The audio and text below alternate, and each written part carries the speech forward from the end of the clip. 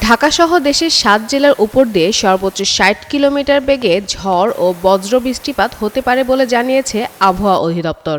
শনিবার ভোর ৫টা থেকে দুপুর ১টা পর্যন্ত দেশের নদীবন্দরের জন্য দেওয়া আবহাওয়া পূর্বাভাসে এ তথ্য জানানো হয়। আবহাওয়াবিদদের তথ্য মতে খুলনা, বরিশাল, পটুয়াখালী, কুমিল্লা, নোয়াখালী, চট্টগ্রাম ও কক্সবাজার অঞ্চলসমূহের উপর দিয়ে দক্ষিণ ও দক্ষিণ-পূর্ব দিক থেকে ঘণ্টায় ৪৫ থেকে ৬০ কিলোমিটার বেগে ঝড়ো হাওয়াসহ বৃষ্টি বা বজ্রবৃষ্টি হতে পারে। এ সময় নদীবন্দরগুলোকে ১ নম্বর সতর্ক সংকেত দেখাতে বলা হয়েছে। এদিকে সর্বশেষ সারা দেশের জন্য দেওয়া ১২০ ঘন্টার পূর্বাভাসে বলা হয়েছে, আজ ঢাকা, খুলনা, বরিশাল, চট্টগ্রাম ও সিলেট বিভাগের অনেক জায়গায় এবং রংপুর, রাজশাহী ও ময়মনসিংহ বিভাগের কিছু কিছু জায়গায় অস্থায়ীভাবে দমকা হাওয়াসহ হালকা থেকে মাঝারি ধরনের বৃষ্টি বা বজ্রবৃষ্টি হতে পারে। সেই সঙ্গে সারা দেশে কোথাও কোথাও মাঝারি থেকে ভারী বর্ষণও হতে পারে।